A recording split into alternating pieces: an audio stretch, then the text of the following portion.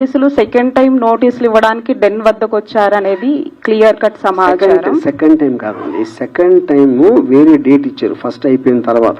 Okay, ఆ date లో నేను 10 o'clock కి నేను రిప్లై పెట్టాను, నాకు ఫర్దర్ టైం కావాలి, లేకపోతే వర్చువల్ గా వీడియోలో వస్తాను. ఓకే, ఇప్పుడు రాని ఫోన్ ఎందుకు స్విచ్ ఆఫ్ వచ్చింది? అది చెప్తున్నాను. ఓకే ఓకే, అది నేను చెప్పలేదు ఇందాక. నేను 2 o'clock వరకు నా ఫోన్ స్విచ్ ఆన్ లో ఉంది. ఓకే, దాని తర్వాత ఇది వాళ్ళు వచ్చింది 10:30కి. 2 o'clock కి స్విచ్ ఆన్ చేసిన దానికి ఒక్కటి మీడియా వాళ్ళు విపరీతంగా అందరూ ఫోన్ చేసి ఏమైపోతుంది, పోలీసు ఎందుకు వచ్చారు, బ్లా బ్లా బ్లా బ్లా బ్లా, అది నా వర్క్ ఉంది.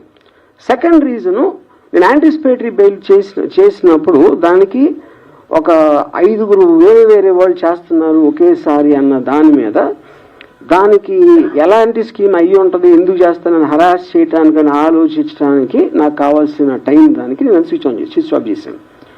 అది ఎప్పుడైతే డెసిషన్ తీసుకున్నానో ఇమ్మీడియట్ గా స్విచ్ ఆన్ చేసి ఇక్కడే ఉన్నానని చెప్పాను. వర్మ గారు, మీరు సంవత్సరానికి ముందు జరిగింది ఇప్పుడు ఎందుకు మళ్ళీ తీస్తున్నారు అంటున్నారు. సంవత్సరానికి ముందు మీరు వేసినటువంటి పోస్టులు, మీ అకౌంట్ నుంచి వచ్చినటువంటి పోస్టులు, తర్వాత వచ్చినటువంటి సినిమాలకు సంబంధించి అప్పుడు పవన్ కళ్యాణ్ ఉద్దేశించి మీరు చేసినటువంటి కొన్ని వ్యాఖ్యలు, అప్పుడు జనసేన వాళ్ళు రియాక్ట్ అయ్యారు. కొంతమంది పోలీస్ స్టేషన్ దగ్గర కూడా కంప్లైంట్ ఇచ్చారు. బట్ ఏమనంటే అప్పుడున్నటువంటి గవర్నమెంట్ ఆ కంప్లైంట్లు తీసుకోలేదు.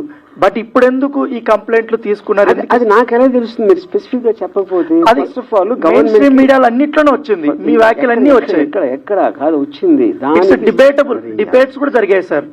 మీరు చేసిన ప్రతి ఒక్క ట్వీట్ గురించి ప్రతి ఒక్క ఛానల్ డిబేట్ కూడా జరిగాయి. పొలిటికల్ దాంట్లో అందరూ డిబేట్ చేస్తారు, జ్యుడిషియరీలో స్పెసిఫిక్ కేసు చెప్పాలి. ఇప్పుడు ఇక్కడ స్పెసిఫిక్ కేసు కాబట్టి మాట్లాడుతున్నాం.